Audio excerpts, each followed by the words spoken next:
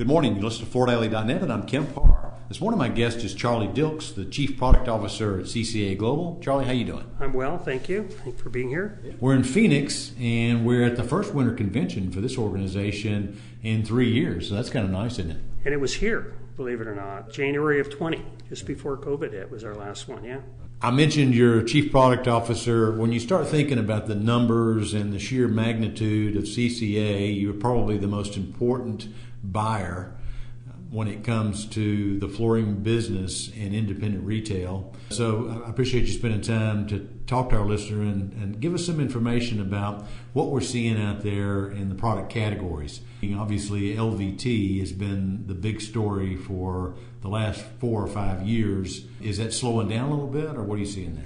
Well, I think everything is slowing down, Kemp, and I'm sure most of your listeners would be, experiencing that. We still are, and I believe the industry still is, would be getting positive growth out of LVT and certainly in 22 and probably in 23. But the big difference is it's just not going to grow as fast. I mean, I think we're early adopters at CCA. We've been in the business for almost 15 years now. So we had years where we were growing the business 60 and 70%. That's obviously not sustainable. And then I think the industry went through some of that. Now as the category matures, it's growing, but in pure percentage, nowhere near as much. And then, add to that, the last couple of years that we went through, those are tough numbers to comp against, but it's positive for us, and I think it'll continue for the near future. What's going to happen, beyond, say, the end of 23 and into 24, 25, I don't know, but right now it is growing. Is it the single biggest category in flooring?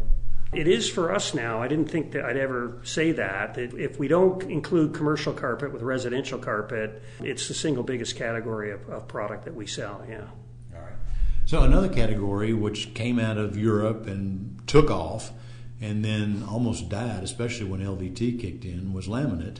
And we're seeing a little bit of an uptick with laminate, right? You seeing that? Yeah, we have, and we've been bullish on laminate. I think I've told you this before, and I would say we've got a lot of, from a percentage point of view, and we're building from a small base. It's important to understand we had a great year in laminate. We'll probably have a great year in laminate in 23, but I'd have to say, and maybe disappointed is too strong a word. I thought just because of the aesthetic looks and the performance enhancements that we've seen, I honestly thought laminate would be growing quicker than it is. I mean, I think it's a great product to put on your floor, unlike what we were selling, say, 15 years ago. It looks every bit as good aesthetically as a real piece of wood or certainly LVT, and it's price competitive as well. So I think there's a good runway for laminate. It's just not happening as quickly as we thought it would have, say, a year and a half ago. A lot of it's domestically produced, and they've gotten rid of that one Achilles heel, that hollow sound, right? Yeah, I mean, look, for us, it's nice to have it produced in the U.S. or even in Canada, say somewhere locally. We're just interested in what the consumer wants to buy, and what's impressed me about laminate in the last couple of years, the aesthetics have just improved, and the technology has just improved multifold. That's why I thought it would just take off like a rocket, and it has, mind you, but just not to the extent we thought it would. So what are we seeing with carpet? I mean, it used to be the biggest category. What have you seen lately with the growth of that relative to the other categories? Well, 21 and 22, particularly the first half of 22, were great years or periods for carpet. During 22, our carpet business for the first time in many years actually grew.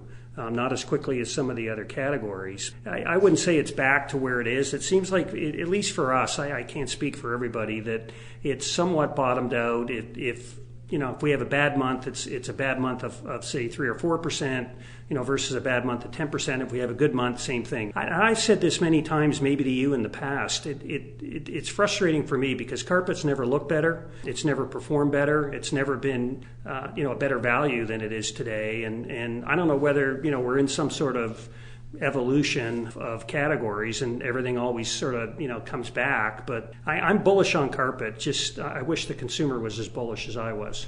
I agree. I mean, you remember it was Berber, and Berber was not that attractive. And then now you've got these LCLs, and I mean, you really have some beautiful styling. It's unbelievable, and I'm not, that much of a technical guy. I know more than, say, than the average person, but we make multiple trips to Dalton every year, and when we see the products we see, it's just, it's mind-boggling, how they can blend all kinds of different fibers and lusters and the equipment they have and the ability to make product that they do, and it's impressive. Jeff Lorberbaum spoke at the EDGE meeting a month ago, and he talked about what his opinion was on what these cost increases had done to the market. He thought it was probably a 7% uptick in what consumers were paying for flooring based on the price increases. Would you concur with that? Yeah, I would say, look, from our point of view, and just like everyone else, our average net selling price went up considerably the last couple of years. I think a lot of that was due to inflation. I mean, we went through 7 price increases thereabouts, over a 12-month period at one point. But also the consumer's wallet was a little fatter. So we couldn't really differentiate between what part of it was consumers buying better goods and what part of it was just the goods costing more. So probably a little bit of both. I'd say, our average net selling price went up more than that. So if it's just pure inflation that Jeff was talking about, that sounds about right. So the question I'm leading into there is, we've seen the news lately. We've seen existing home sales down 35% year over year in November. Obviously, the builder market's soft. So, demand in the housing market is definitely down. And residential replacement depends on where you are. So if the demand for product is less, do you think we'll see some pricing concessions from the supplier base? Well, supply and demand does interesting things when demand outstrips supply and when supply outstrips demand. And I think that prices go up and prices come back down. I think there's other things contributing to pricing today, more to the negative, whether it's transportation cost, input cost. We know labor costs certainly aren't going to go down, but I would expect as the market softens up a little bit, and I'm not maybe as pessimistic as a lot of other people are in terms of what that actually look like, but I think there'll be some opportunities out there and probably a little bit of deflation around price. Now, you're a buyer, but I think you and I both agree that keeping prices up is actually healthy for the business, wouldn't you say? Well, it is. So, I mean, if a price comes down, a lot of your success or otherwise depends on what you do with that price. And, I mean, the one thing we talk to our members about it, and we've been saying this for years, this goes all the way back to, Sandy and Alan back in the early days, that it's not how much you buy it for, it's how much you sell it for.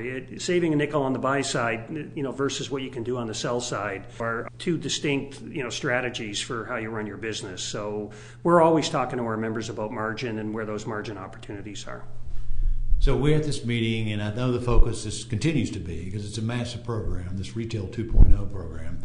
But I did want to ask you, just since we're talking about product, are you seeing any new product innovations, any new sizzle that maybe attracts the consumer to want to come and take a look? I would say nothing that particularly stands out when you ask me that question right now. I think that innovation is constant in our industry. I mean, for as long as I've been in it, and it happens typically in smaller increments. So whether it's around a better scratch-resistant finish or a harder core on a certain product category, or even better performance attributes on carpet, that's ongoing. But other than what happened with LVT, and then I think some of the enhancements, say in the wood category, we don't see big steps that the industry takes around innovation, but it's always happening nonetheless.